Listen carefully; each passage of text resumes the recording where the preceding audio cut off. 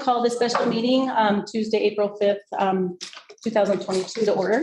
We can stand for the pledge, please. I pledge allegiance to the flag of the United States of America and to the republic for which it stands, one nation, under God, indivisible, with liberty and justice for all.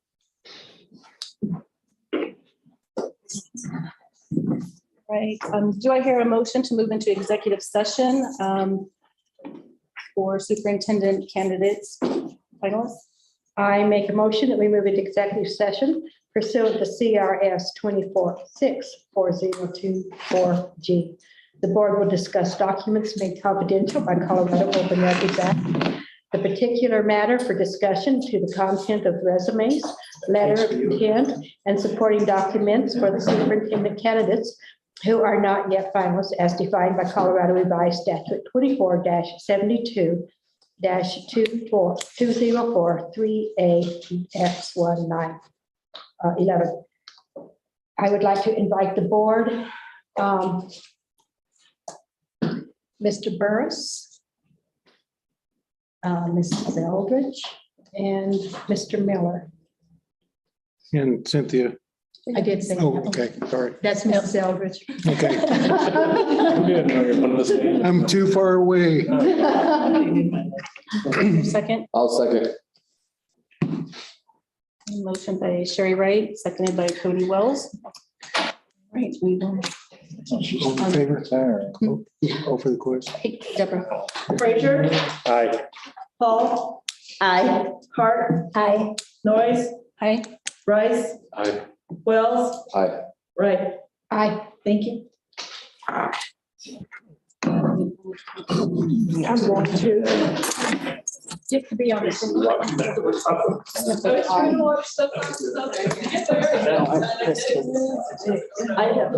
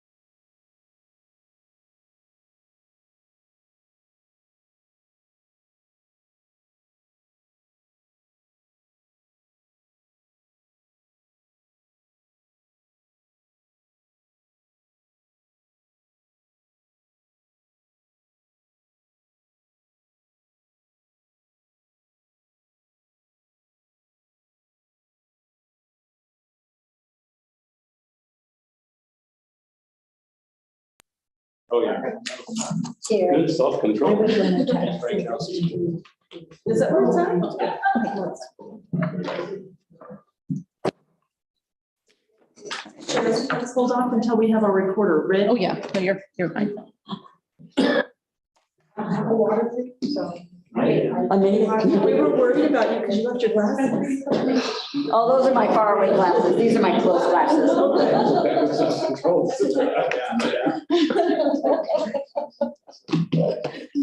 So are you ready for the Grand March? What is it, Saturday? Saturday. Yeah. All right. Saturday's prompt? Yes. Oh, my gosh. So fast. I think I'll probably go just so I can see your dress. Good. Did you want me to stand up and go, whoop, whoop, whoop, whoop? You dare me to? What? You dare me to? I bet you would. Do you know what your dad would say? What? What your dad would What do you say? say? Oh my God, Avery, what did you do to her? Stare at that. 75 each. I'm gonna. Oh, I bet it's your per diem. I bet they didn't. I have to say also. Yeah, I'm gonna add that other amount. For the tax. Yeah. Yeah, it should be more than that. Why don't you hand it back to me and I'll see. Well, but this might be the mileage that I submitted. Oh, So, I mean, yeah, it's 75 even. I know. no, this is your per diem. They wrote it the wrong amount. I mean, I can keep that and then have a separate check to bring back She'll want receipts. to, she'll want to make a new one. Okay, okay. It was supposed to be for 25 and I forgot. Not thinking of Thanksgiving.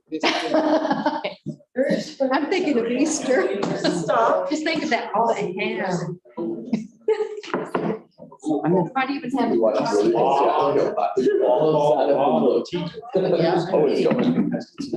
Scallop potatoes. Okay, we adjourned out of the executive session at 7:16, and we will convene into our regular, or our special meeting I at left mine down. 7:20. Okay, do I hear a motion to set the agenda? Make a motion, we set the agenda as is. Second. A motion by Sherry Rice, and by Ed Rice. Any discussion? Okay, call for the question. Frazier, Aye. Paul, Aye. Hart, Aye. Noyes, Aye. Rice, Aye. Wells, Aye. Wright. Aye. Okay, 5, discussion items. A, we have policy CBA, CBP, and CBB. Anybody have any questions or things they want to bring to our attention on these policies? Looks like I didn't see a problem. one was revised in November 16th, 2021. Another, the last revision was October 4 of 2011, and then revised May 22nd of 2012. We're doing all of them? We can. We're just discussing. Yeah. Okay.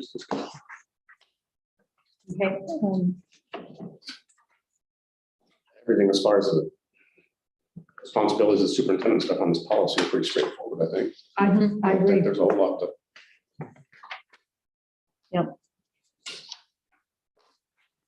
Yeah, I think it's a great event, first reading. Deborah, can you get that down for first reading next meeting? On A and B or? just A? So far, just policies, the A, and then we'll go to a B for, well, I mean, the, CBA. all of the policies under A.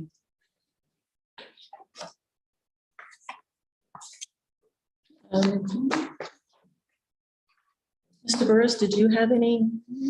I looked at those and I thought those were very appropriate. I think you're Okay. well with. Okay. Okay,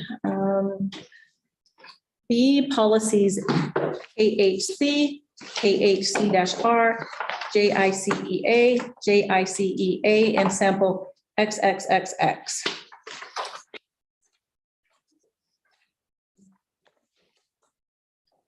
So these,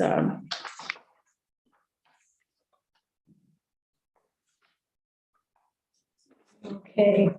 Now, we're going to Nikki's. yeah, so these look like they were last revised in 2012. 12. CEA was 20. You what? The JHCE was 20.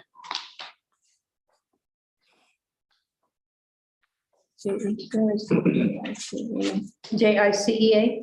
Was at last 20. revised September 20. 20th, yeah. And JICC 2020. It was EC.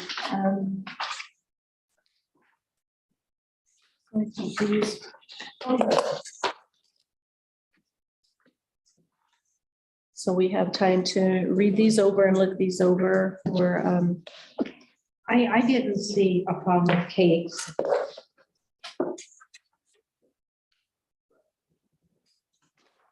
I don't know about anybody else.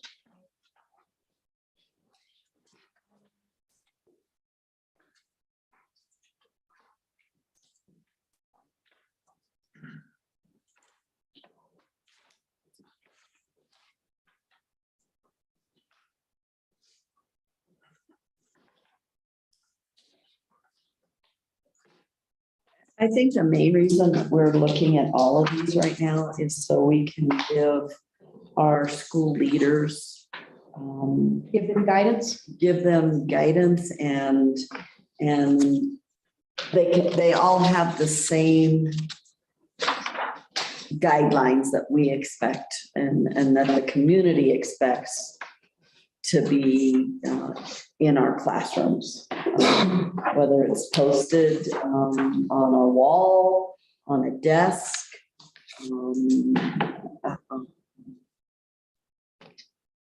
or anywhere else in their classroom. So that the everybody from kindergarten through the high school has the same expectations as to what we as a board and we as our community are expecting for our students. yeah, and then some of these others are being brought back because Right. they are connected to, Connected. Right. yeah.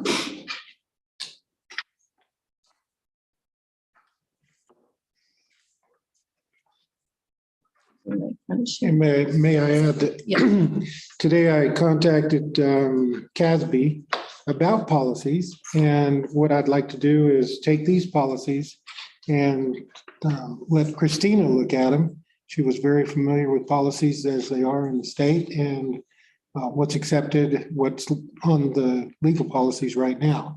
So she could give us a little bit of insight also if these cross-reference to some other policy that we're not aware of. So that gives me time to do that, just to move it, Okay, onto a reading at the next board meeting. So, Okay. so be back with us before the next board meeting? Oh, yeah. Okay. She was like back with me on the phone. It was great. Then I think that's a good I think idea. that's- And the policy, the sample policy, the XXXX one was the one that Mr. Miller's office has written for us. Right. Specifically for, what we had asked for. Address that. So there's been, we've all got our devices in the school that sort of the world has moved into our schools in ways that we just didn't expect years back. And so policies having to be sort of updated to reflect the manner in which expression gets, sort of correctly channeled within our schools. And so we have rules about the way students can use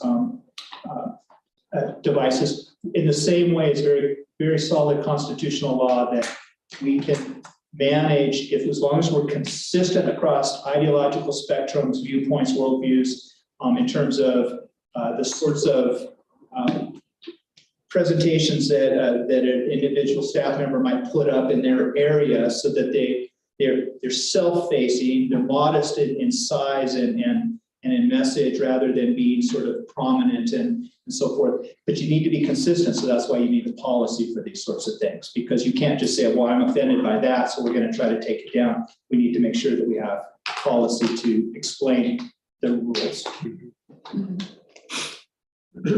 Thank you, Mr. Miller. That's good. Thank you. Okay, so we're going to just put this on hold until you hear back. Sure. Well, I believe that I'll have it in time for the next meeting. Yeah. Okay.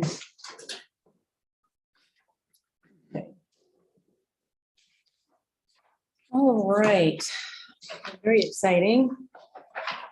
The salary schedule review.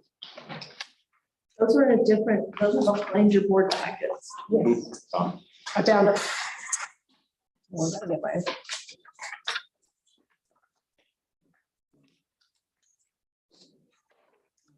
Good evening, Board Superintendent. The audience.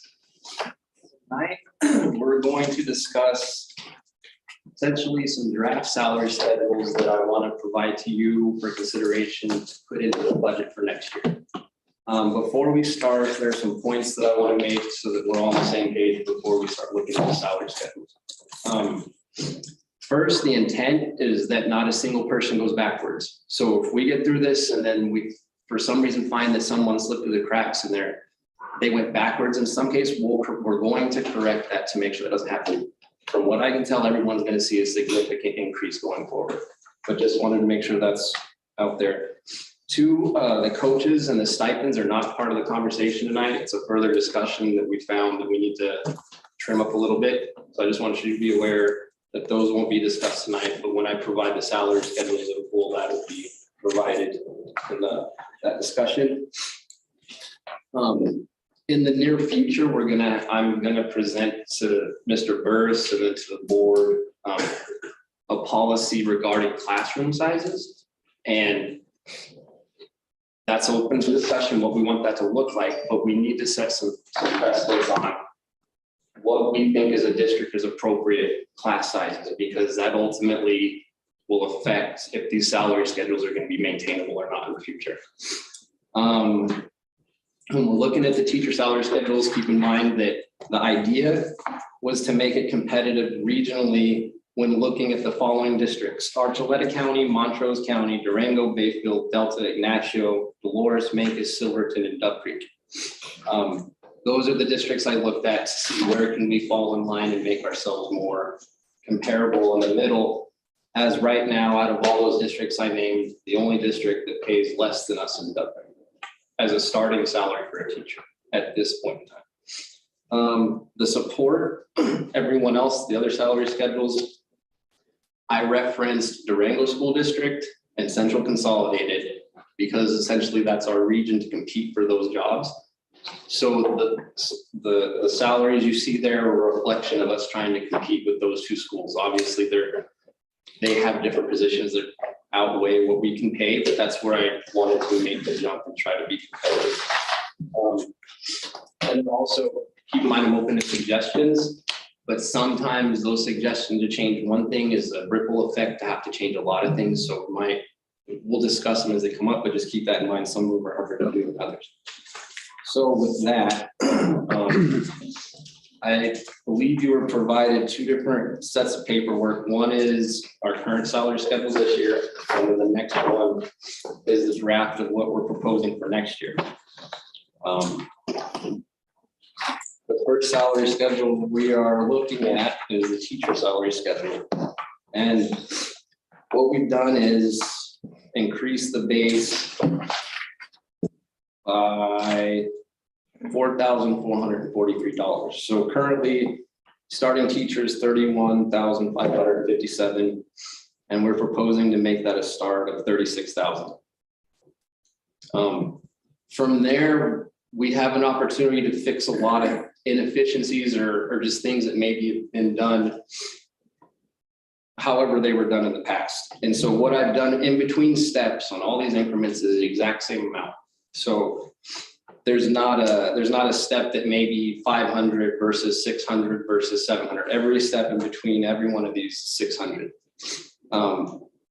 in order to make it consistent and you start 36 for a BA, every other column after that also has to be adjusted accordingly. So as you can see, a starting teacher would start at 36. We have a master's level 60 with a PhD starting at 46, which is $7,000 more than previous masters with the 60 would start. And again, that's because before we had an accordion effect of things weren't adding up and things weren't appropriately aligned. This makes it aligned all the way across. There's certain amounts that separate those so that it makes sense on paper. Another thing we did, and this is where I was talking about earlier, is no one should be going backwards. We've added at least a step to people that were maxed out. So for instance, if you look last year, a starting teacher could only get to step 9. Well, we've increased it to step 10. So if someone was maxed out, they're going to get a step regardless. And that's every position across the district. So that's another thing we're trying to keep in mind. And again, this is all possible, but we're basing our budget off of the salary schedule this year, where this is what we're doing to fix it. And then everything else is going to be aligned after that. Are there any questions on the teacher salary schedule? Just excitement. I would like to see it more, but I understand that we can't do everything in one year. Talk just a moment about how many years of experience they can bring in and what we, Yeah, that's what I was. yeah. Right, so currently for teachers, it's set up to where if they bring in up to 9 years, they get 9 steps. If they bring anything over 10, we only give them 10 years of experience. One thing that Mr. Burris has brought to my attention, which I think is a great idea, is for the district to attract and attain the best that we can get. It hurts us sometimes to have to turn away someone that has 26 years of experience and we can only give them 10. And then they're like, well, I'm not going to take that. So in order to make it fair to people that are here, we can't all of a sudden just open that up and say, well, accept 27 years of experience.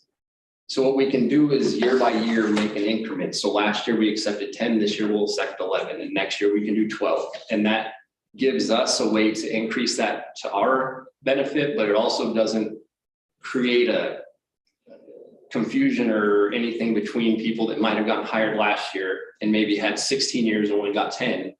Then this year, all of a sudden, someone can come in with 16 and that person's 6 steps above someone from last year. So we're trying not to create those kinds of situations. Is there anything else? No, that's perfect.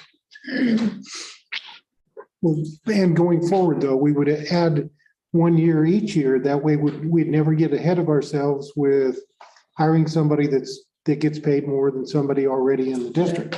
And so this is a long-term project. You know, I would like to see the salary schedule at, you know, we accept 25 years of experience. And we also keep the BA and the BA 15 where they are, and that encourages people to go across. So if I've got 25 years with the BA, I'm only going to get step 10. Right. Okay, but if I have 25 years with an MA PhD, then I'm going to come in on step 25 down the road. And then BA 30. I think that's competitive with the other districts too, because I think there's 9 maybe. Right. Yeah, That's going to be competitive down the line too. absolutely. Yeah. I know when I had my MA 30, I was maxed out. Yeah. And I don't want it to be maxed out. Yeah, I don't think, and we're in such a position where we're trying to find people that anything we can do to unlimit that, I think is a benefit for us, especially if we're trying to find highly qualified teachers to come into the district. So each year, we're going to give them, Each year, we're going to increase the amount if of. if it's possible. Yeah. Right. Okay. Right now it's a 9, next year it'll be 10. Well, yeah, right now it's 10 is the 10. max. Okay. Yeah. So next year will be 11 and 12. Well, no, I meant on just the base salary. Well, the base is, that's another thing. If we increase it 4,000 something this year, can we do that again? I mean, I know that I understand the state budget Right. very well, better than I want to. But can you foresee us if we keep trimming things that we can continue? I think we can. I think at the very least, we should try to. Look in your crystal ball.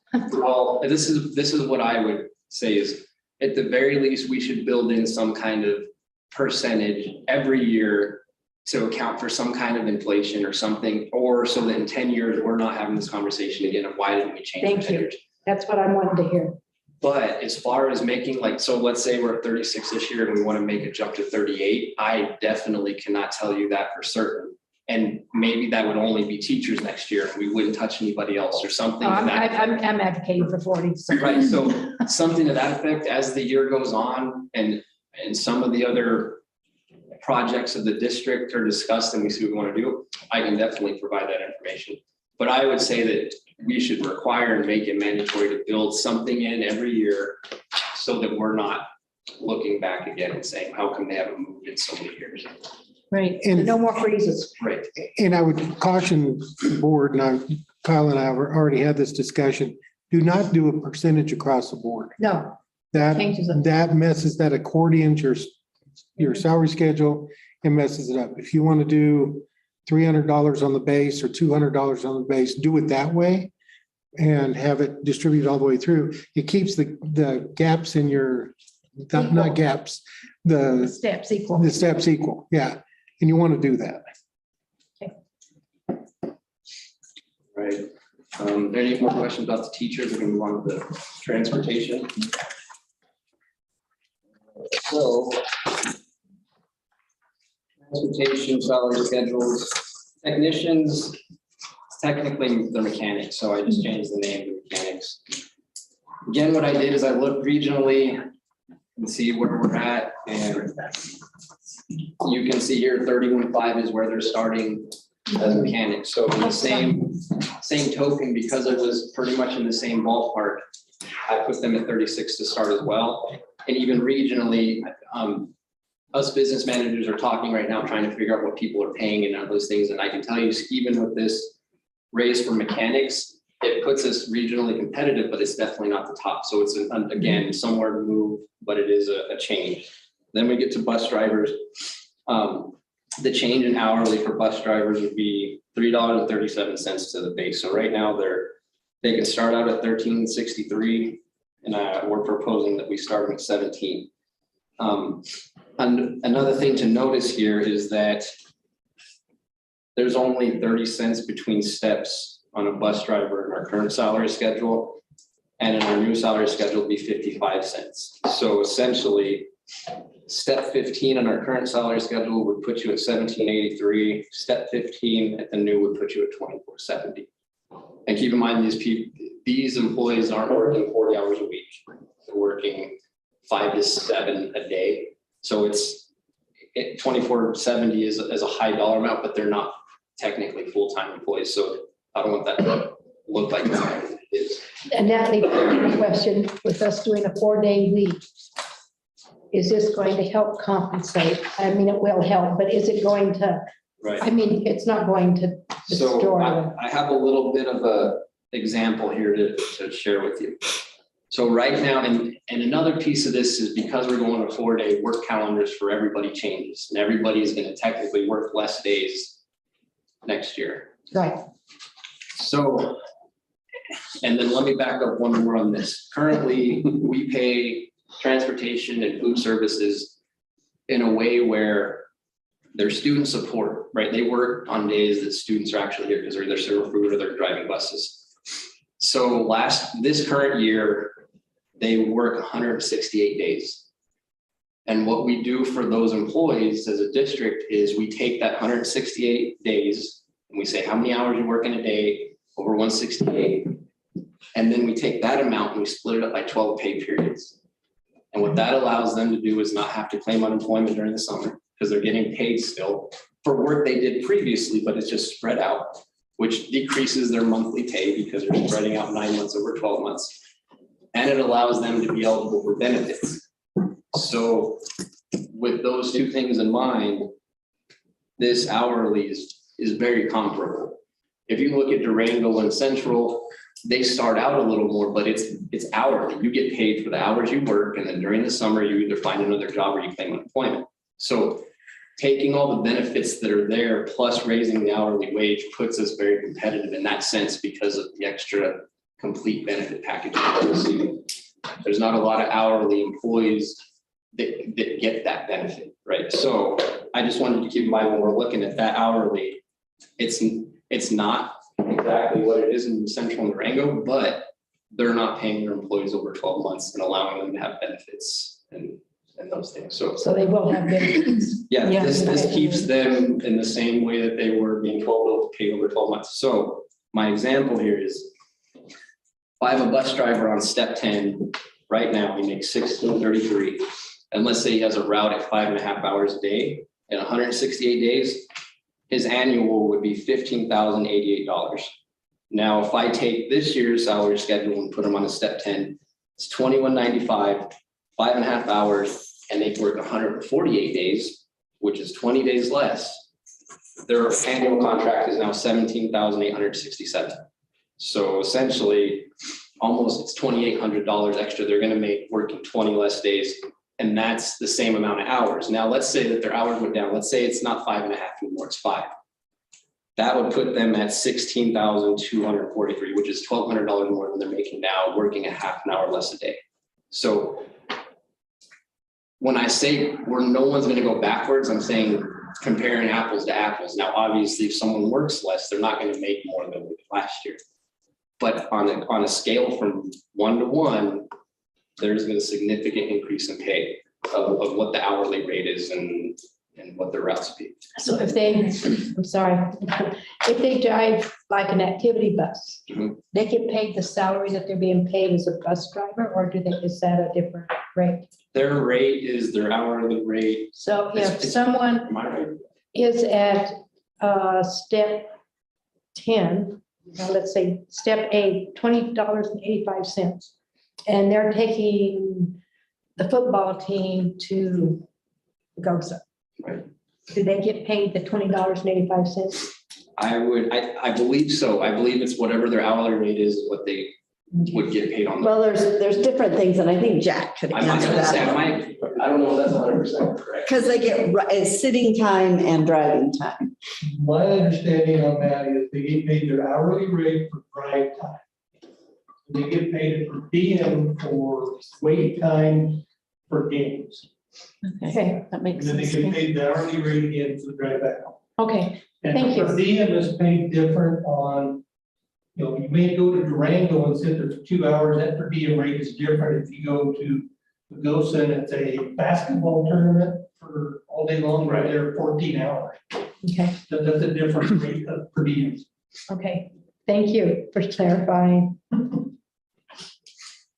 And then if you look at bus pairs technically in the state job code classification should be called aides. So I changed that to represent what it is in the state coding system. And pairs along with some other, bus pairs along with some other groups were our lowest paid hourly rates, right? It's more than minimum wage, but it's not a lot. So every one of those positions that we had across the district, I moved it to $13.97. So there shouldn't be anybody making less than $13.97 an hour regardless of what position they're in. So that's another thing that we have to pay attention to when we're looking at all the salary schedules across. Are there any questions on this? All right, here's one of the first changes in.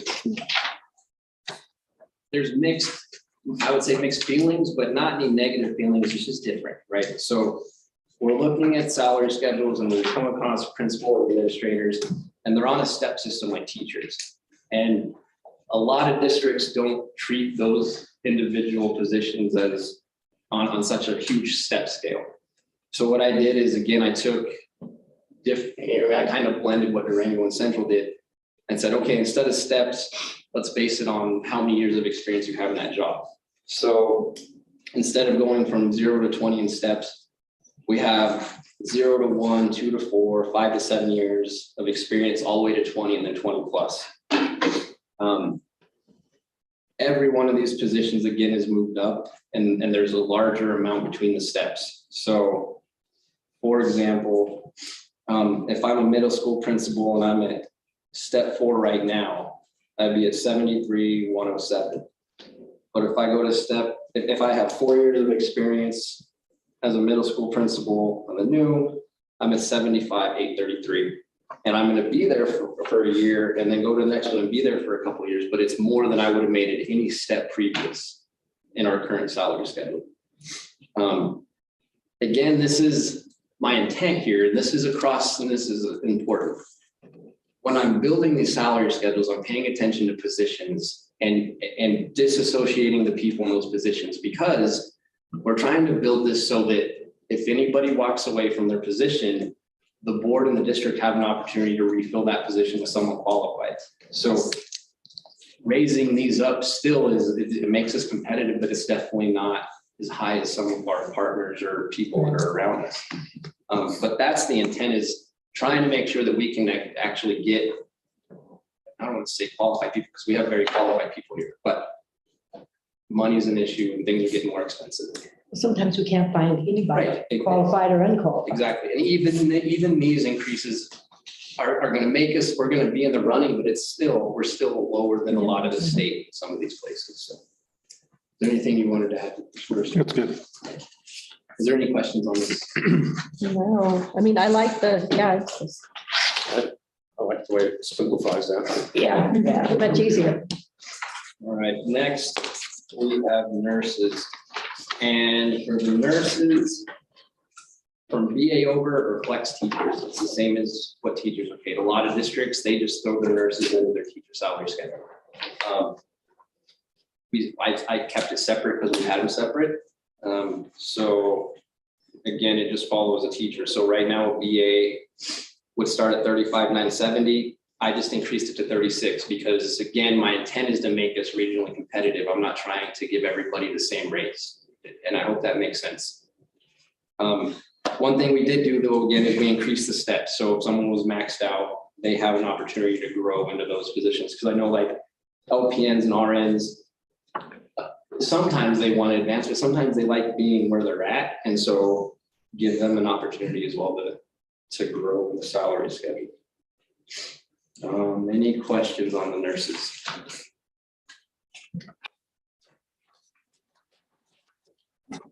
So again, this is the hourly rates. Right now, our cooks at $12.75, so we put them at $13.97. The kitchen managers at Lewis and PV are paid on a different scale than the other elementaries, simply because it's just smaller, less amount of food in. Some things are changing, but right now that's how it's set up. And then if you go to kitchen managers, it was at $13.91 to start, now we're at $15.75. Again, that's just looking at other food managers around our district and trying to be competitive. And then the same thing applies to the steps. There's a larger increase between steps. So if you were step 10 as a manager, last year you'd be at $16.79. If you were step 10 on the proposed, you're $21.15. So. And are these people paid like the bus drivers? We take it out through 12 months. Yeah, exactly. That was my next question. All right, paraprofessionals. And the hourly paraprofessionals on here. And the only reason I took it off on the new one is because we don't provide an hourly rate for any other contracted employees, like as you can see in the other salary schedules. So I didn't see the relevance of putting it in here for these. If we want to put it back, we can. It's very easy to put that back in there, but I just wanted to make it consistent with every other salary schedule. I don't see a name. So if you, again, paraprofessionals right now started at $15,975 and we started at $17,500. An increase of $1,525. One thing that may change here, and I need to discuss this with Mrs. Eldridge, is that what we want to call our paraprofessionals? Is a paraprofessional, an ESS paraprofessional, enough for us to be able, all the pairs that we do have in the district, do they fall into just those two categories, or is there something else we're missing? And so that's something that may change, but it would just be an additional column or not. But again, I need to discuss that with Ms. Eldridge before the board meeting on the 19th. And I do see that we're taking away the stipend. So life skills. one thing that I forgot to mention in the beginning is any language at the bottom of these salary schedules, I have not cleared it through HR. Oh, So okay, there's okay. probably some other things that are gonna That's be added or taken away, okay. just as far as what HR needs to throw on. Okay. Wrapped in red, huh?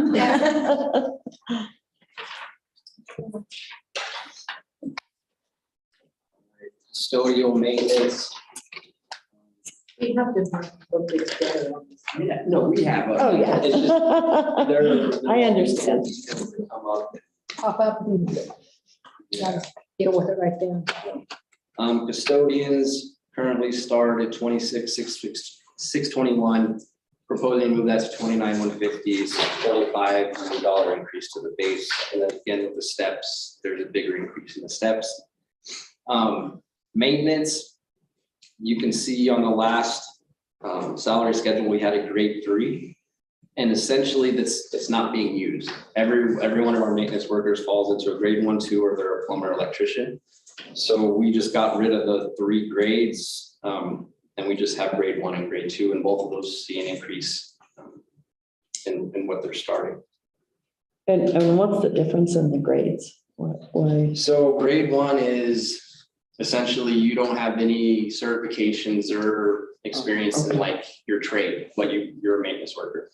Grade 2 would be that you're an apprentice and maybe you have some experience or you're along the way, but you don't have the certificate, and then providing proof of some kind of certification puts you in the plumber electrician. Okay. So on that one, Kyle, the plumber electrician one seemed like the plumber and electrician step 1. Right. And again, the idea behind that one is that regionally, that number, it makes sense, right? If we went higher than that, then we're going higher than maybe the average. And right now, my idea was just to get everybody on a level playing field. That's why some people see a bigger increase than others. And it's nothing against anybody personally. It was just looking at positions and trying to make sure that those positions match the level playing field.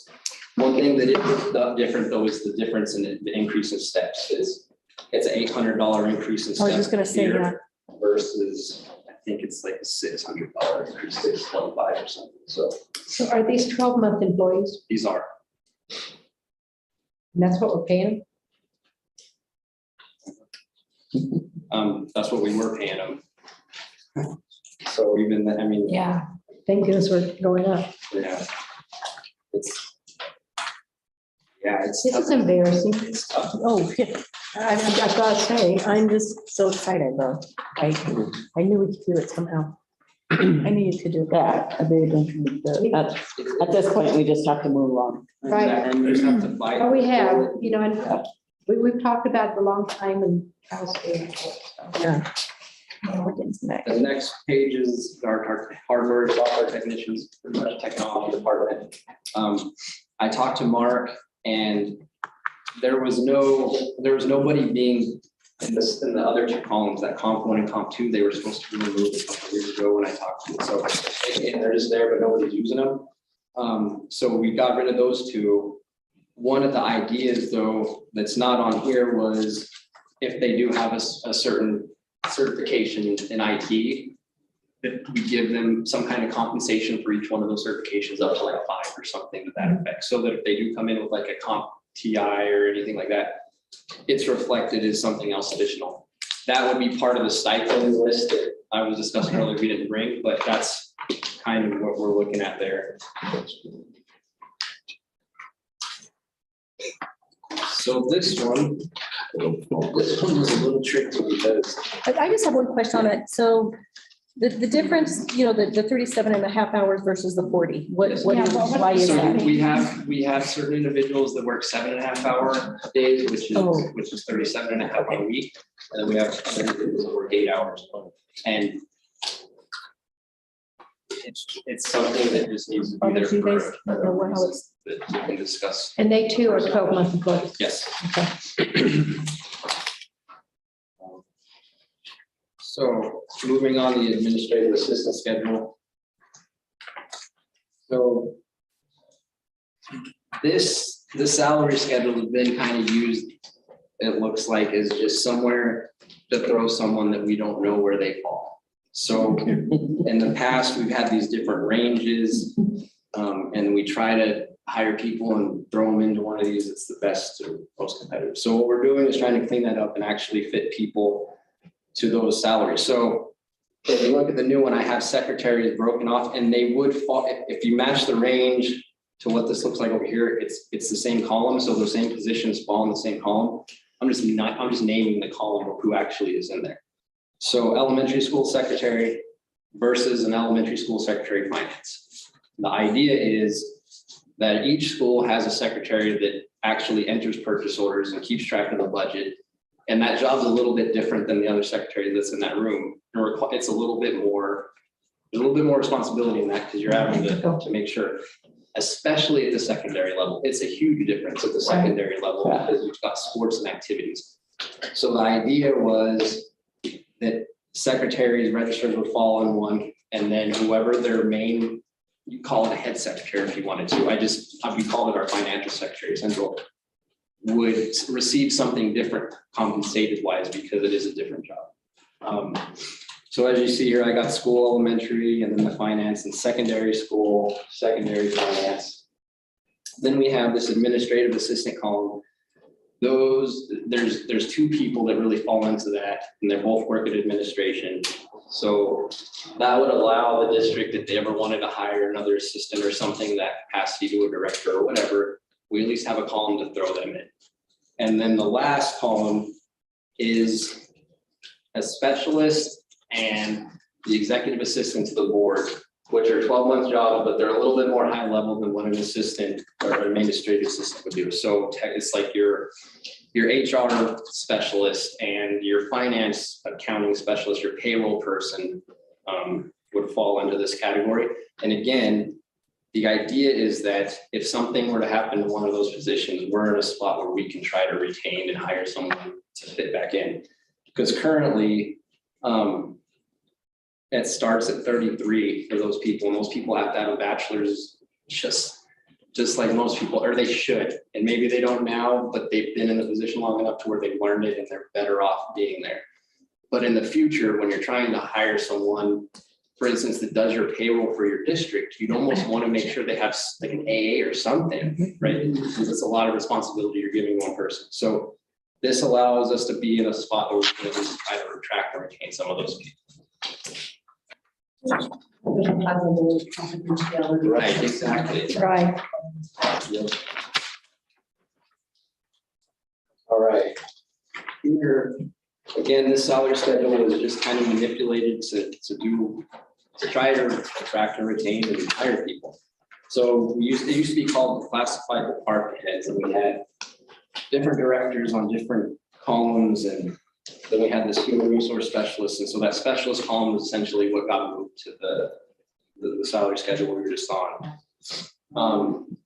What I did on the new one is I created a column of a coordinator, because we don't technically have somewhere to hire administratively that's not quite a director, but maybe needs to be a program manager or something to that. So like, for example, like a summer school coordinator or something like that. Not quite a director, but it is someone that needs to be administratively there. Also, we have a couple people working at the high school that technically on paper, they're coordinators on the grant. Right now, they're being paid as teachers, but they're not teachers, they're coordinators. So we needed to create somewhere to put them. And this column matches what they make as a teacher, and they'll see a jump to coming into this column. So again, they're taking care of their directors. What I try to do is, instead of having different director columns, I try to take the average or the mean of what these are currently and move it all to one column. So as you can see, a director of food service, maintenance, and transportation start at 42, but the director of technology starts at 55. So I try to go somewhere in the middle and start at 52. Now, notice that if I'm the director of technology and I'm at step 18, well, I'd be maxed out at 73, 78. But here at 20 years plus, it's going to be 76. So even being maxed out there, you're going to see an increase, even if that base is lower than what you were before. Right. So if he would have started out here, he would have made less than what he would have started out on a current. But because we're trying to put all the directors in one column and the other ones start at 42, they would see a significant increase if they came in. So again, just trying to make it competitive and simple because it's, I don't know, convoluted salary schedules. It's That's hard to work. equal. Then you have your directors, your executive directors, and your assistant superintendent. Those were on the principal salary schedule before and moved into the administrator salary schedule. There's not a significant difference in what those are. Again, it's changed to be competitive so that we can attract people to those positions. And I believe that is all for the salary schedules. Thank you for your hard work. That is Thank you. amazing. Well, then director of technology in year one, they would actually back us, right? Right, if we were to hire a technology director 1 year, they would come in different than what they would now. So we only have one position in this field, so we're. So you're saying- And he's way at the top. One thing too that I'd want to mention, because this affects things, is if they were a 12-month employee this year, they worked 261 days. If they're a 12-month employee next year, we're gonna have certain individuals like maintenance and custodians probably working 5/8 as they would normally. But then there's gonna be another section of people that are, and Mr. Burris, you can help me out here. What we're gonna try to do to meet in the middle, because we have a faction of people that wanna work 5/8, even administrative, and then we have a faction of people that wanna have those Fridays off, just like teachers. So the proposal is to work 4/10s on the weeks that the teachers are off on Fridays, and then work 5/8 on the weeks the teachers are here on that half-day PD. With that, the hours stay the same because you're still working 4/10s, but the days decreases from 240 to 227. So there's a potential for 12-month employees to go from 261 to 227. But then that has to do with it being on a 4-day. It's just what happens. But the hours are the same. The hours are the same. It's just you're working 4/10s instead of 5/8s. 11-month employees were working 219 days. They now work 189 days. 189. 10-month employees, current work days are 199. And 10-month employees next year would be 178. 9.5-month employees currently work 189 days.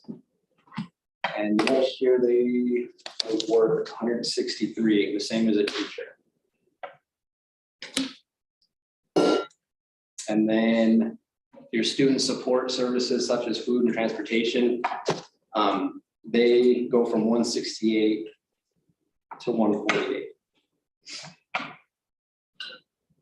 So there's an increase in pay, and there's some people that are gaining a lot of days, not working additional days, right? 20 days is a huge benefit, plus getting paid more on the hour or your annual contract. So there are some true benefits to this, but I just want to make sure that we keep those first points that I pointed out are very important for this to work out in the long run. So any questions or? I guess my other question is, and I only know this because of my longevity and all this. 12-month employees right now are given like 10 days that they don't have to work, and it doesn't count against their vacation or their paid time off. Like at Christmas time, they get 3 days or 2 days, and New Year's they get 2 more days. Are you going to continue that process? Well, and that's the difference between a 12-month employee working 240 and a 12-month employee working 227. If they work 240, then technically, yeah, it might happen that they get those full weeks off. But going to 227, we kind of had to take some days back, or the compensation for the amount of days doesn't start making sense.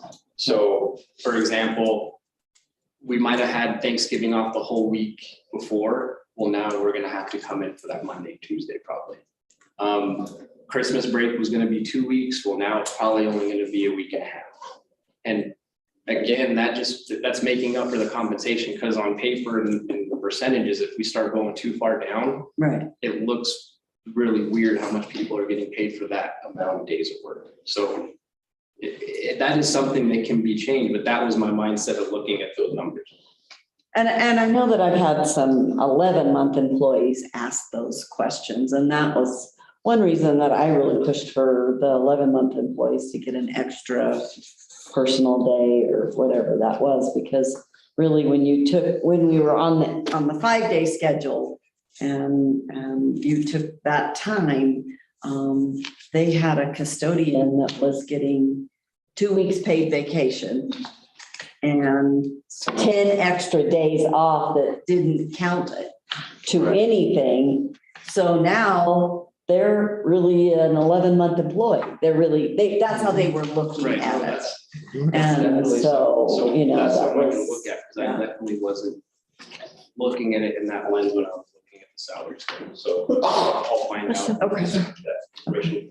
And the 12-month is still it's still a discussion. We haven't came to a finalization on what that looks like, but that's kind of. okay. Thank you so much. Thank you. That's great. It's awesome. Exciting. This is amazing. It's nice to see. Very exciting. Yeah. After If anybody can remember back to the time we met right after, what was that, in December, that we had our little retreat thing and stuff? Uh-huh. And I said, if we could get our base pay up even Yep. $1,500, would be great. Yeah. And they told us This is it was huge. impossible. Yeah. Well, thank you so much. Thank you. I know you spent lots of hours doing this. We all, it was a team effort. Well, thank you, team. And I'd also like to say that I'm much more comfortable going into this because Dean Palmquist is our director of grants now in federal programs, and he's very precise about making sure we spend all of that money in the right way so that we can afford our general budget to pay for all this stuff. So I just want to mention, he's working his butt off in there. Okay. And Terry's getting the grants to sign. She needs to be signing the grants. Road, isn't it? Just say.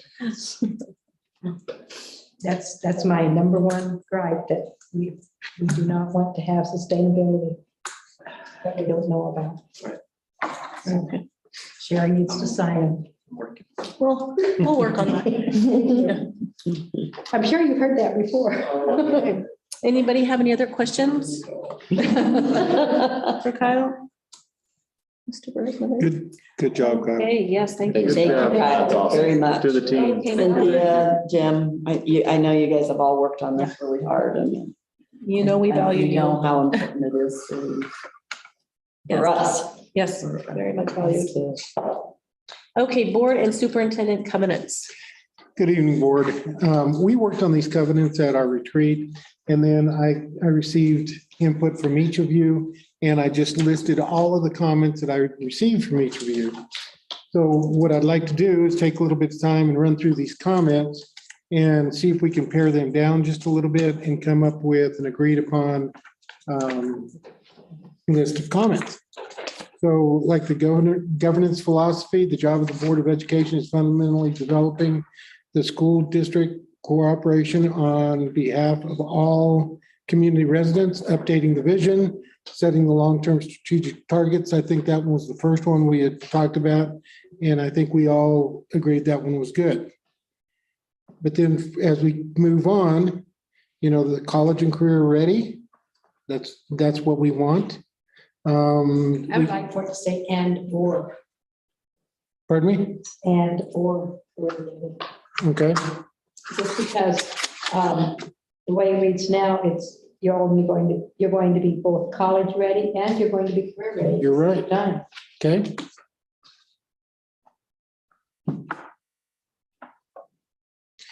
The governing work that must be done to assure school district success is critical to the long-term success of the district and the students. And that is huge. That's why we're here. Okay. I've got 3.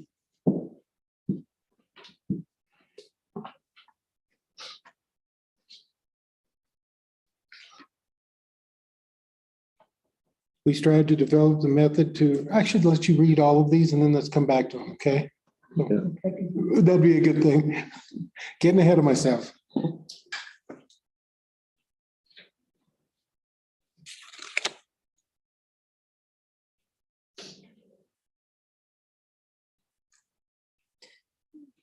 So we kind of have that college and career ready. Is that Is duplicated or is that, We want all students to, Mr. Rice, I think this one was like a conversation between you and I, actually. College or career ready and or career ready is more the CTE view of education. So we have kids that are out there who want to be auto mechanics or welders or things like that is where we're thinking. And then, of course, the college ready is make sure we have a good, strong curriculum that delivers kids to the college level, ready to compete and participate at any college in the nation. Yeah, and that's, college, sort of disagree, I think college and career ready, because they can also be college bound, right. but at some point, they also have a career after that. Yeah. Right. So they're college and career ready. And those are skills that they develop that may not be the academic skills and stuff, but they're career ready when they get done.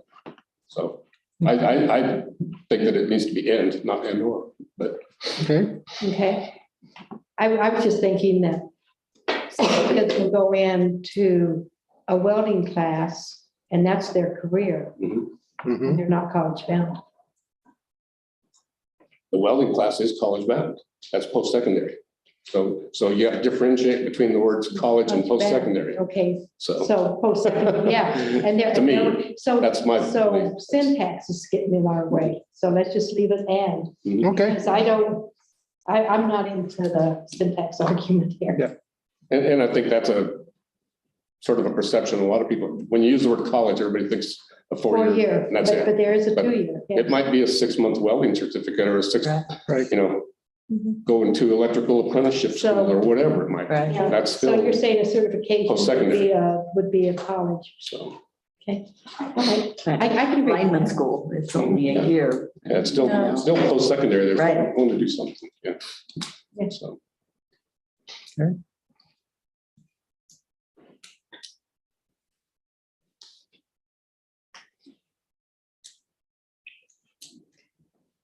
I think fiscal responsibility is redundant. Monitor the fiscal health of the schools within their purview, and then fiscal responsibility, they're the same thing. Yep. So which one do you want? All right.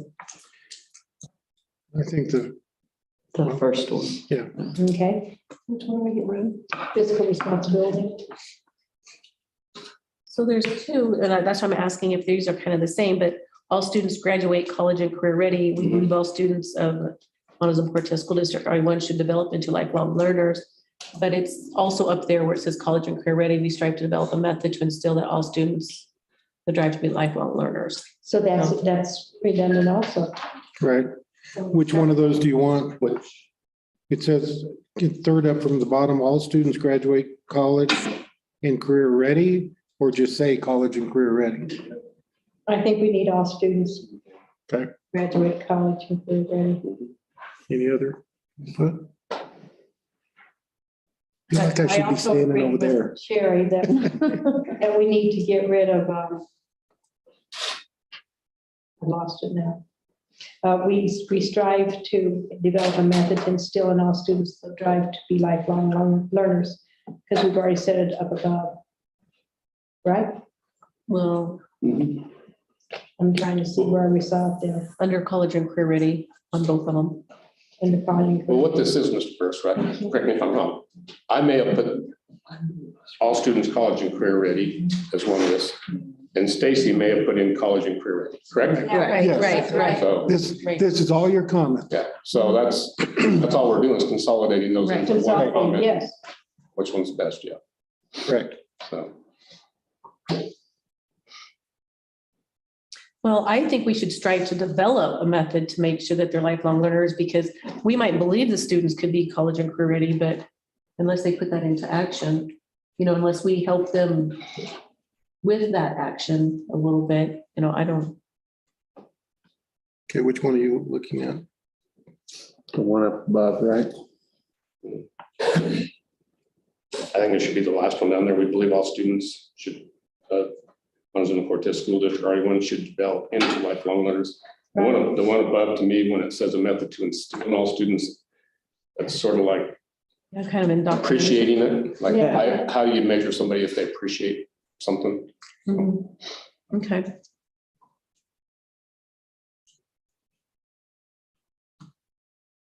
You got this one covered. You got this one covered. Which one? I'm a little bit lost, sorry. Oh, okay, I'm good. If Yeah. you're good with this, I'll get yours. Yep. Okay, thank you.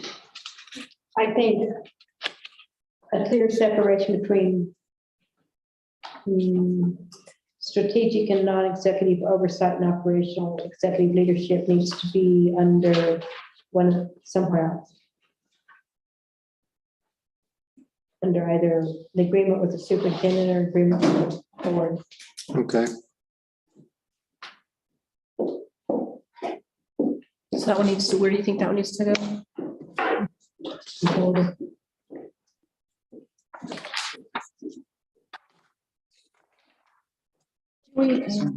I don't know. I mean, do we want to maybe look this over and then bring it back that would be fine. with our changes and our consolidation? Yeah, And then we can, that'd be good. and maybe just turn them into you before the next meeting? And then I'll do the And same then thing, compile them Consolidate it again. again? Yeah, Because at the end of the day, I want consensus on this, yeah. and everybody agree. I want agreement, Well, not let's- consensus. So, yeah, if we bring it back or you mark it drop up off or to you. whatever, drop it off, then I'll do the same thing again. I'll just go with Okay. what everybody is thinking. Okay, good. Good. Because we'll be here another 2 hours Yeah. doing this. Yep, yep. Yes, we will be. Sorry. Yeah. It's important, but Yeah. Yes. yeah. No. Pack lunch and bring it back. You guys out of here before 9. Action items. Do I hear a motion to name the finalists for the superintendent position? Madam President, I recommend that we have the resolution to name the finalists for the superintendent position. I second it. Well, Well, I you have to make- I'm just making a recommendation. Yeah, For us to make a motion. okay. So somebody needs to, Stacy does.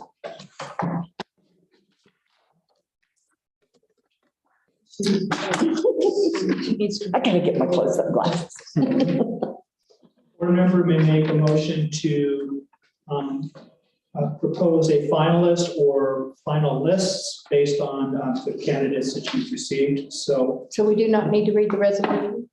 you've got the resolution. I didn't realize you had it prepared. We do. Yeah, okay. So read it. Yes. Okay. Resolution declaring finalists for superintendent of Montezuma-Cortez School District RE1. Whereas the Board of Education has lawfully conducted a superintendent search pursuant to Colorado Revised Statute 24-6-402, parentheses 3.5. And whereas the Board of Education has, I lost my place now, has decided upon 3 finalists for the position of superintendent.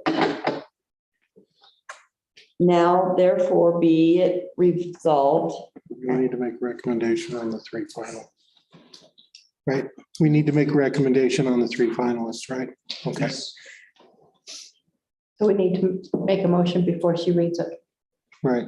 We need to have the names of who it's going to be. Yes. Okay, I make a motion Name. that for our finalists, for the superintendent, our superintendent is Dave Cruz, Christopher Burr, and Jack Props. Could you give me spellings of those names? Here, give that to her. Do I hear a second? I second. Is there any discussion? I would just like to say how excited I am that we had 9 applicants from across several states to apply. It was a decision that we came to, but it was a little difficult to go through them and fine tune them down to 3. I did not hear you make the second. Stacy Hall.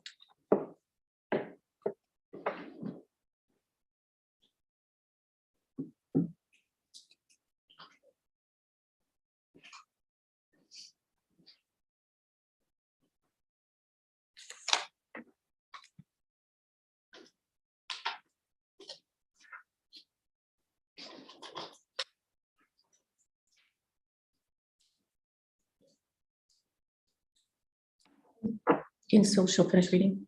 No, we need to vote. Oh, Yeah. okay, call for Deborah. Frazier, Aye. Hall, I, Hart, I, Noise, Aye. Rice, Aye.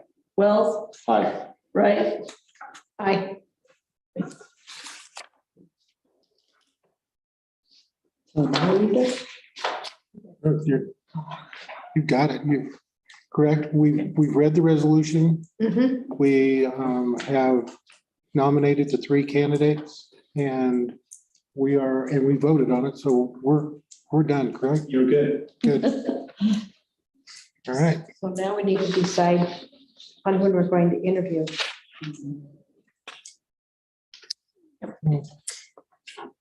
In our previous search timeline, we had announced the interviews would be during the week of April 11th through the 15th. During discussion on availability of the Board of Education and coordinating the interview committees to include staff and then also members of the community who stepped forward through that committee. We have determined that the best possible dates could be April 14th and or April 15th of next week. Once the committees are contacted, committee members are contacted, to the end of this week, tomorrow, Thursday, Friday, I will announce the times on the 14th and 15th, and then we'll contact the finalists to schedule their times on either the 14th and or the 15th. I would like to hold them on Monday specifically. However, depending upon availability of the 3 committees and the 3 finalists, it may take 2 days. And then you're okay on the 14th? That would be for the staff. You're not. That's a Thursday, right? Yeah, it's Thursday. Yeah. That day would be for the staff committee and also the community committee. Oh, okay. But the board availability is only on the 15th. Okay, okay. That works. that works. Thank you. And the time would be determined. I will contact each of you and let you know the schedule. I will also prepare interview training materials as we did before, and then request specific, I'll have a list of questions and then ask you as board members if you have any questions that you would like to ask, and I can put those together in a format as we did the last time, making sure that they fall under the appropriate guidelines in employment law. And then I can gather that information, provide it back to you when we do begin with the interview. Now, Friday, the 15th, For the board. you could go early on Friday. 15th is open to me Anytime on because that day. Wow, okay. those first 4 days. I mean, because Late we do, nights. yeah, So Let's do we it. That's our do compensation. Thursday evening and we could possibly do Friday morning. Cody, cannot do Thursday. Thursday. No, I know, but if we did Thursday evening with the others The other. and Friday morning, then the Yes, the yes, that's, applicants could get on their way. yes. So, Yeah, Thursday afternoon, late or something, and then Friday morning, that way. Then they could Yeah. head out by 1, 2 o'clock.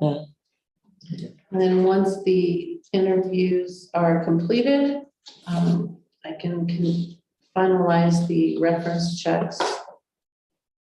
And then we can reconvene in special meeting on the 19th prior to the executive. We have our- Prior to the, We have our board meeting the 19th. so we would need to reconvene in an executive session to discuss the selection and then make the announcement or vote. I would at least encourage having a placeholder executive session in case we have some things such as background checks to review or things of that nature. So yes, it makes a lot of sense. Thank you. We have an executive session before our board meeting. Thank you. Mr. How long, once we announce who the person is, You've now announced finalists, so we have Yes. 14 days before we can extend a specific offer to them, okay, to we can, a finalist so we can decide on the 9th, 14 days from today? from today. And That gives us the 19th then. right. I would also like to say that upon completion of the interview process and reviewing references, it is not required that a selection is made. How, if we decide that the candidates that we have chosen, we need to continue the process and continue through. Then we can reconvene and start again. Yes, ma'am. That is good to I know. just wanted to make sure that that was That is good to know. discussed. Okay. Day minimum, right? Okay, we didn't need to. Not- 14-day not obligation. Yes. Do we need to read the resolution all the way through as completed? I don't feel that that's necessary. I think it's very, you just needed to be very clear on who you identified. You said the names, we're good to go. Okay, all right. Okay, so we've got our finalists named. Let's move on to action item B. Paid administrative leave. Madam President, I would recommend that we review and discuss paid administrative leave document and Okay, move forward with that. okay. Do I hear a motion? I make a motion that we make a Accept.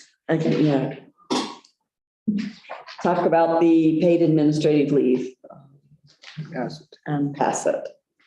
And what? And pass it. And pass it. Do I hear a second? A second. There you go. Okay, so on the paid administrative leave, Dr. Vanderway offered a resignation on January 18th. And as of, oh, Get a second. we got a second. We got a second? Jeanette. Okay, I'm sorry. Yeah, sorry, I'm Jeanette. Did you just get trying- that, Deborah? Jeanette? Sorry. And discussion. Okay, so now discussion. Offered a resignation on the 18th as of January 20th. On that day, January 20th, she sent a text where she stated she would remain working in the conducting district business until the separation agreement was finalized. I notified our district lawyer and I was advised that it may be best to put her on a paid administrative leave. And with the while we wait the negotiations of her contract while they were being finalized. So following the legal guidelines, I drafted the letter to place Dr. Vanderway on paid administrative leave as of January 21st, 2022. I hand delivered the original to her office at the district administration building. I emailed a copy to 2 separate emails, and I sent a copy via certified mail to the mailing address on file. That was returned unclaimed.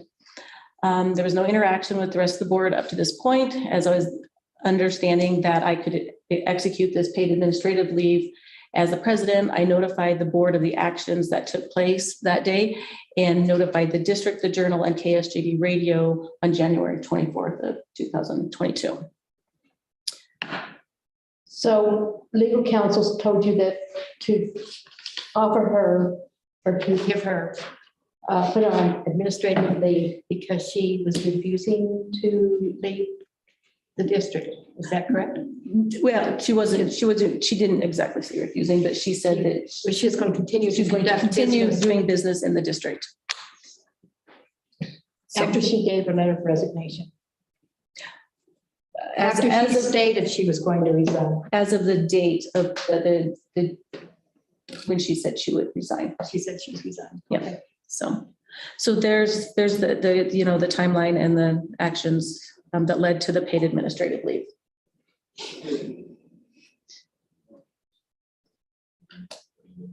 These have definitely been different times for school boards everywhere, not just ours. So I think this board is definitely in sync with each other as to what all went on here. And I think we all supported all the decisions. And I know that our end result that we were looking for was for what was best for students and staff in this district. Yes, that's consistent with what I remember as well. As a new member, it's kind of confusing as we're not allowed to discuss things, which puts us in a hard place to make sure that everything is set and clear. We were at that time, we were all aboard with the agreement. Yeah. And you did it in the best interest of the district and under legal guidance. So Yes. I agree with the motion. And I think that we've all grown and learned from this experience, and we're ready to move forward and get on with Absolutely. where we need to be in helping our staff and our students Yes. We are in the business be in of a better place. education. I think what's important here is that we were following legal advice. Mhm. We did nothing that we were not told to do. Right. Is talking about Sherry mostly. So. Okay. I concur. Legal advice came through several channels, so I agree with that as well. All righty. Any more discussion? Any comments? Okay, Deborah, if you could call for the question. Frazier, Aye. Hall, Aye. Hart, Aye. Noyes, Aye. Rice, Aye. Wells, Aye. Wright. Aye. Thank you. Okay, action item C, the separation agreement. Do I hear a motion to accept the separation agreement? I make a motion to accept the separation agreement. Second. Okay. So the separation agreement, I received a text from Dr. Vanderway on the evening of January 18th, 2022, stating that she would resign once her lawyer talked to our lawyer.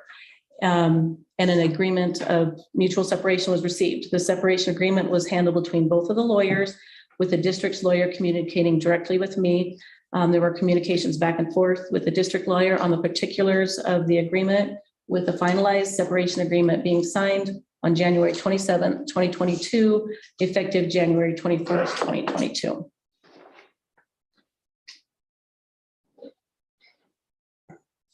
So basically, the separation agreement was designed between her lawyer and ours. We were you were kept updated, but we're not really involved in it. Correct. Is that correct? Correct, updated, yeah. And it was her request to have the lawyers involved. Yes. Her lawyer would be contacting our lawyer, and that's pretty much what happened, just between the lawyers, so. Was the date agreeable with her on effective January 21? She Yes. signed? Yeah, it was made effective January 21 and it was signed on January 27. Okay.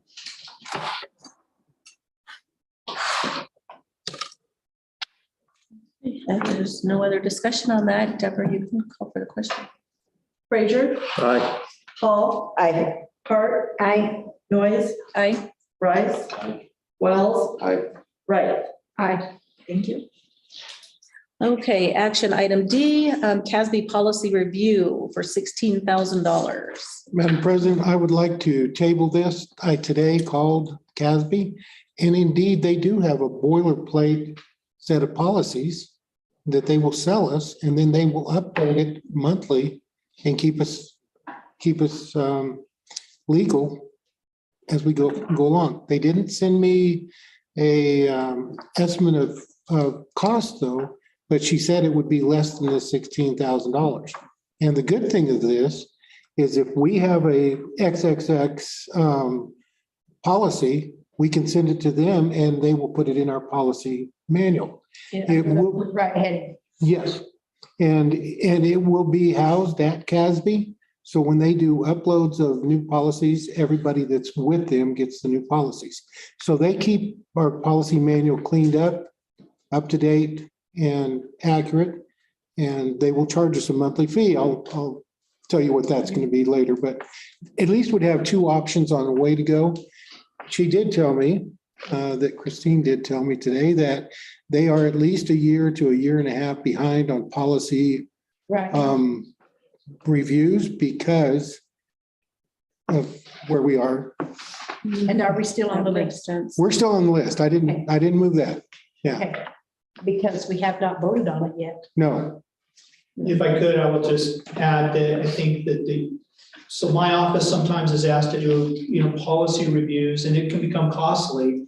CASB does a very nice job on the front end of addressing the changes in law that come through the legislature. And so they can keep you protected in places where sometimes they're very consequential and substantive from student discipline or services to students that you're not aware of. And if you violate someone's rights because you weren't caught up, it can be costly. I really appreciate their service in this regard. It's good.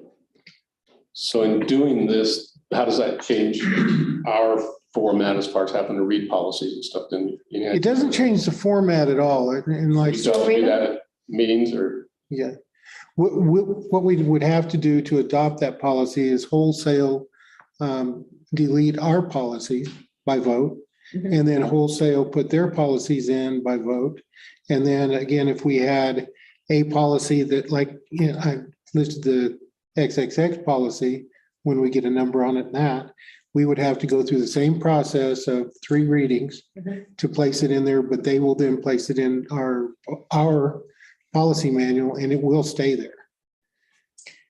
I know that a couple of years ago, I asked them for help on writing a policy, and it took many conversations to finally get it to read the way we wanted it to, but Right. they will help us write policies also. Yeah.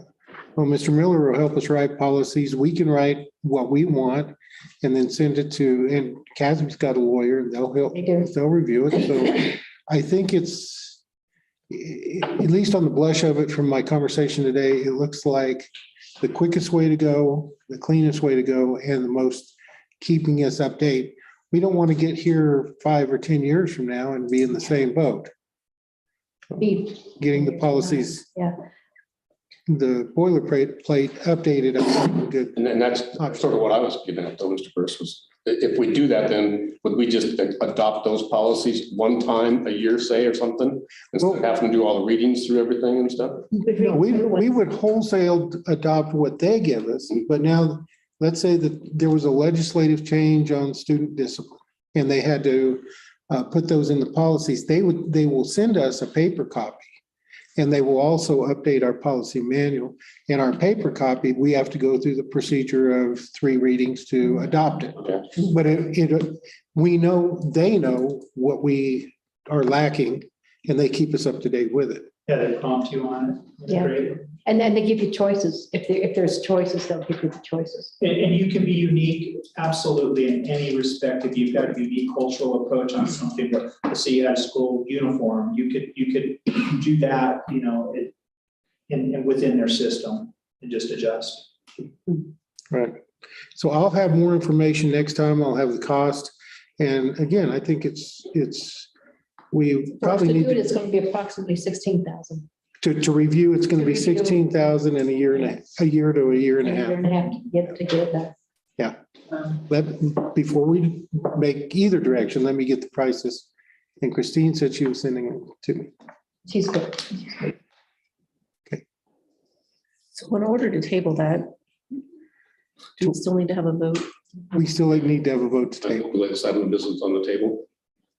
Second, Ed, I didn't hear you. I'm I sorry. think the latest item of business on the table.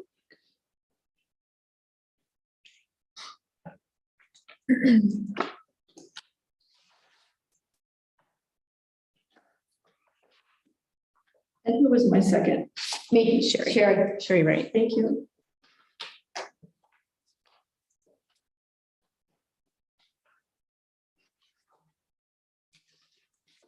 Frazier, Aye. Paul, I, Hart, aye. Noise, Aye. Rice, Aye. Wells, Aye. Right. Aye. Okay, our last action item is E, our board docs. Madam President, I would recommend that we move towards and purchase BoardDocs. And I will turn the discussion over after you get this on the, after you do the initial to Deborah. She's been doing all the work. Okay, I don't have,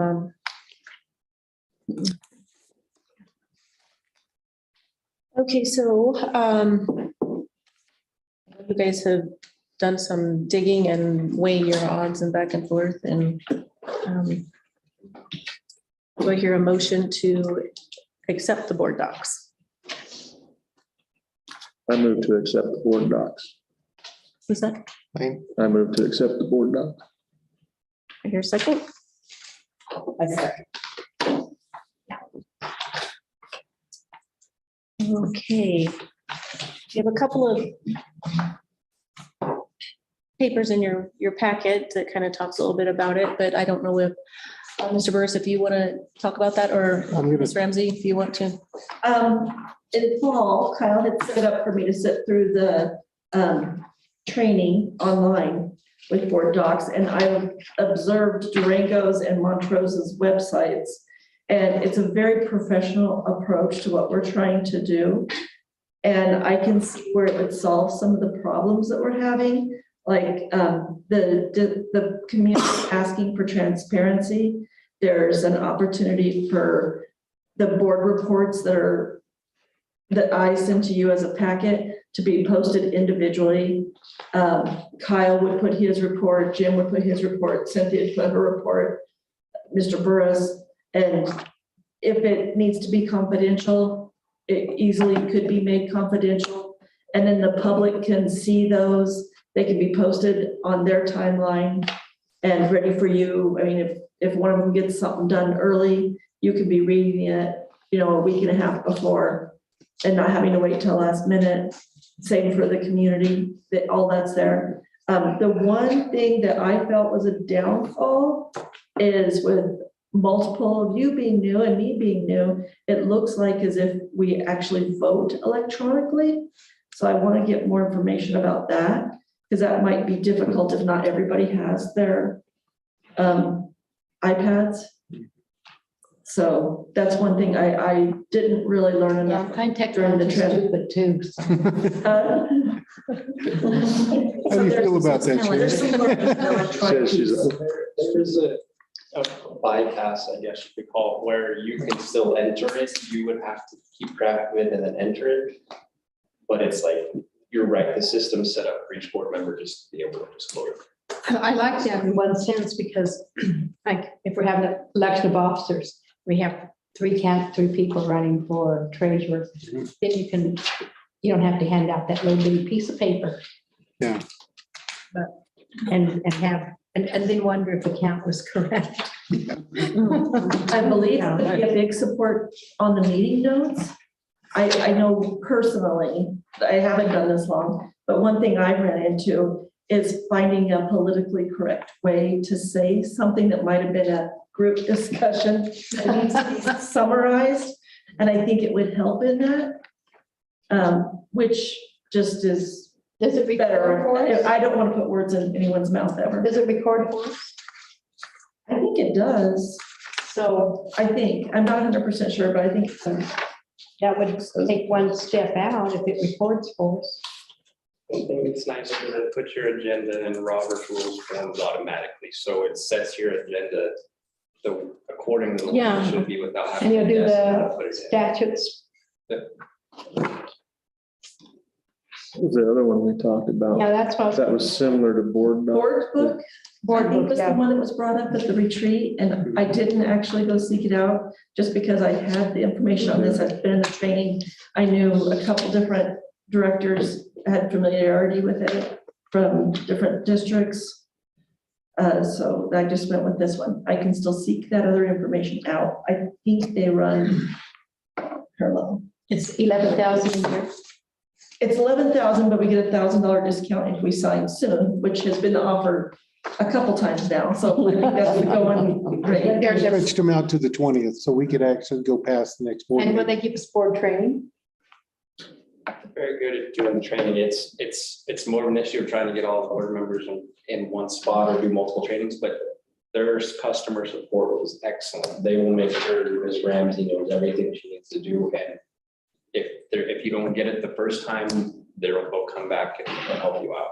And another piece of it is our policies can be put in this too, so that our policies are very easy to navigate and find as well. And then they update that and make sure that's. And they have sticky tabs so we can, move a sticky tab to this and say, I really am wondering why we're spending 25,000 for pop soda.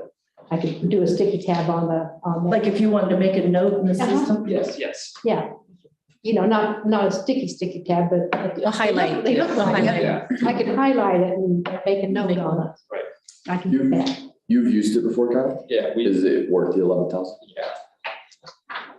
I would say so. I mean, right now, we're scanning in 100-page document, which like tonight, for example, the people viewing online, the salary schedules, this directions, which all of that could have been prevented. And you lose a lot of quality in our documents when we scan them in like that. Sure. So that would look more professional. And on the policies, I was trying to remember, I did ask them because we have the other discussion going with CASB doing our policy. If we went that direction with CASB, pretty much BoardDocs would have an arrow that pointed straight to that, and it would be just one click. And So just take into so those another two page. things could go basically take together. it. Like, I think they use it, or they used to. Board docs, they're familiar with it. We don't use it personally on our meetings. But it's when I found multiple schools in Colorado that used it, I assumed CASB was on one of them. I use BoardDocs. Excuse me, I use BoardDocs too. you have, Yes, And I think, did you visit with some people that liked docs over book? we did. Okay. And we have funding for this? funding. Funding? Yeah, I mean, what I was gonna say is when I saw both of these items, I was gonna ask if it was possible to move one of them to July, so that we could put one in next year's budget. But if we're gonna maybe pause on this one, I would still suggest if there's one we can move to next year's budget. So wait until June. Yeah, we could do one of these now and then wait till the next budget to do the Oh, other. CASB. one. Oh, you mean- Well, I think the Which policies, one they're is not more important? ready for us anyway. One or the other is what I suggest. I think easily policies can be moved into the next year. Yeah, We're probably, they're not gonna be ready for us anyway, I don't think. yeah, I got, the last I heard was 4 weeks. So we've already got that table. Hers was so- different. We'll just see when she gets back. Okay. So yeah, we're good on the work. That's their money. Can we use that's their money for one of those? And will this save on, anything else like, the paper? Oh, it's gonna save us It's 100 gonna trees. save on her work. Yeah, that's what I'm saying, like, it's like the scanning time and copies or ink or toner or, Yeah. okay. Yeah, so we can kind of offset that, like if we can figure out how much it was really costing us to do it this other way. and then kind of, And the efficiency and organization is priceless. yeah. So, Well, right here at the beginning of the flyer, it says, makes your board meetings faster, more productive, and more transparent. Yes. How much do you want to pay for transparency? or fast board meetings. Yeah, Yeah. all of it, yeah. All of it's No, good. okay, Can we still get this? all right. I like Yes, that will this. be a struggle, because it needs to be out there for the community on this.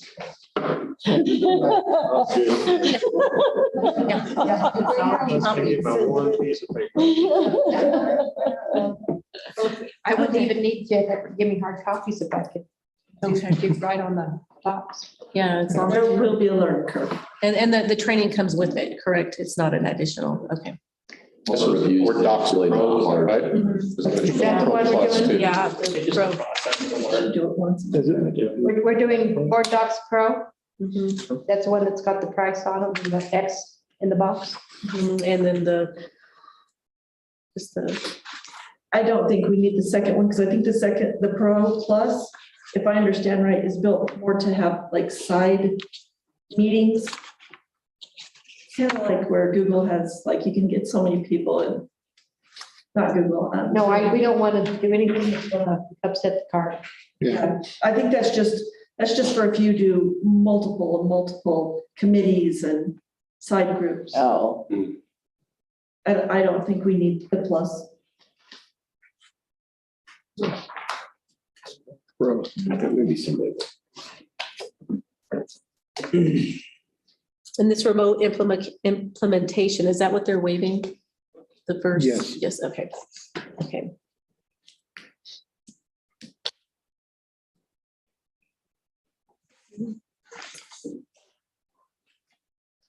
Right, I'm just looking, just so I know, so it's saying $11,000 here and $1,000 down here, but they're gonna give it to us for 10? If you see the email that she sent, that's where she says she'll wait. Yeah. Okay, okay. So, here, I apologize, it doesn't actually say that. She must have said it on the phone. Yeah, she did. Mm, And it says it right under that if remote implementation is selected oh, by there you go. 420, then we save that $1,000. Right. Any more discussion? All right, Deb. Frazier, Aye. Hall, I, Hart, Aye. Noise, Aye. Rice, Aye. Wells, Aye. Right. Aye. Amen. Very good. Hey, I will adjourn this meeting at 8:55. Thank you, everybody, for coming. Thank you, Mr. Lehman, for staying the